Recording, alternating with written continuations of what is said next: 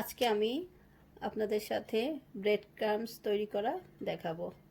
ঘরে যদি এরকম আমাদের রুটি থাকে, পাউরুটিতে থাকে ওটা ফেলে না দিয়ে আমরা সুন্দর করে ব্রেড ক্রাম্বস তৈরি করতে পারি এবং রিজার্ভ করে রাখতে পারি। এই যে প্রথমে আমি কয়েক পিস পাউরুটি নিলাম আপনাদের দেখানোর জন্য এখানে প্লেটে, আর আমি অলরেডি কিছু পাউরুটি ছোট ছোট পিস করে ব্লেন্ডারে নিয়ে নিয়েছি। এখন আমি দেখাবো এখানে ব্লেন্ডারের মধ্যে কীভাবে পাউরুটিগুলো ব্রেড ক্রাম্বস করব।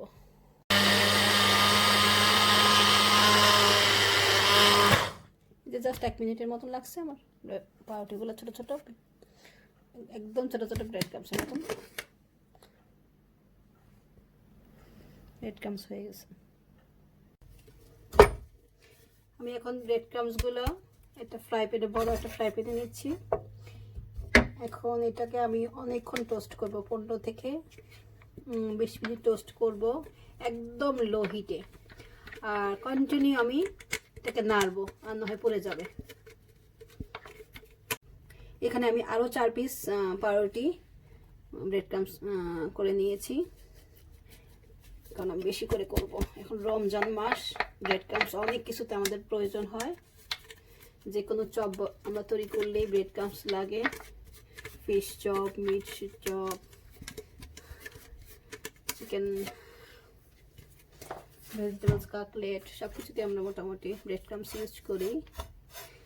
এখন লকডাউনে যদি আমরা নিজে কিনতে না পারি, ঘরে বসে সুন্দর করে ব্রেড ক্রাম্বসটা তৈরি করে নিতে পারবো। আমি কন্টিনিউ ব্রেড ক্রাম্বসগুলোকে এভাবে নাড়বো, এরকম শুকনো একটা ফ্রাই প্যানে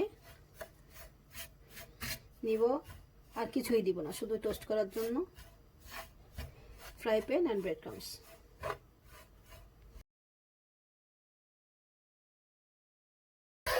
এই যে আমার ব্রেড ক্রাম্বসগুলো শুকিয়ে গেছে, আমি কন্টিনিউ নাড়তেছি, আর না হয় নিচ দিয়ে পড়ে যাবে।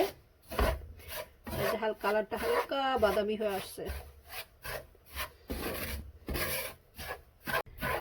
কন্টিনিউ আমি নাড়তেছি, আর আপনারা এভাবে ধরে দেখবেন পানি আছে কিনা। যখন একদম ড্রাই হয়ে যাবে তখন দেখবেন এটা একদম এরকম ক্রিস্পি হয়ে যাবে।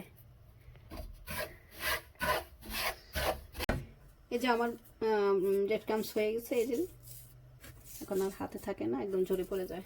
এরকম করলে তো রেডি। এখন আমি চুলার আঁচ বন্ধ করে দেব। এখন আমি একটা শুকনা প্লেট নিলাম, আর এখানে একটা চালনি নিলাম। চালনিটা এরকম ছোট ছোট ছিদ্র হবে, খুব বেশি ছোট না, এইরকম হবে।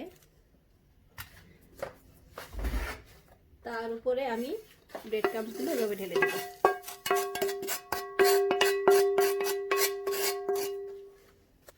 তারপরে আমি এভাবে ঢেলে দিব।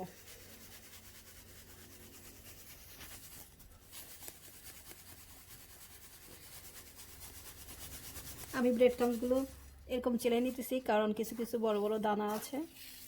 চেলে নিলে যে সুন্দর আপনারা একটা ব্রেড ক্রাম্বস পাবেন, একদম দোকানের মতো। হ্যাঁ, একদম দেখে মনে হচ্ছে এটা দোকানের তৈরি, মেশিনের তৈরি। এই যে আমার ব্রেড ক্রাম্বস রেডি। এই যে দেখেন কত সুন্দর ঝরঝরা ব্রেড ক্রাম্বস তৈরি হয়েছে। এখন আমি এটা একটা প্লাস্টিকের বক্সে করে, যখন ঠান্ডা হবে, এখন এটা গরম, তারপরে প্লাস্টিকের বক্সে করে ফ্রিজে রেখে দিব। ফ্রিজে রাখলে আমি এটা ফ্রিজ থেকে বের করে 1 মাসের মতো ব্যবহার করতে পারবো। আর আপনারা যদি এর চেয়ে বেশি করেন, বেশি দিন সংগ্রহ করে রাখতে চান, তাহলে এটাকে ডিপ ফ্রিজে রাখতে হবে। ডিপ ফ্রিজে কমপক্ষে আপনারা 2 মাস সেটাকে সেভ করে রাখতে পারবেন। হয়ে গেল আবার ব্রেড ক্রাম্বস। এভাবে বক্সে করে আপনারা 1 মাস রেখে দিতে পারবেন।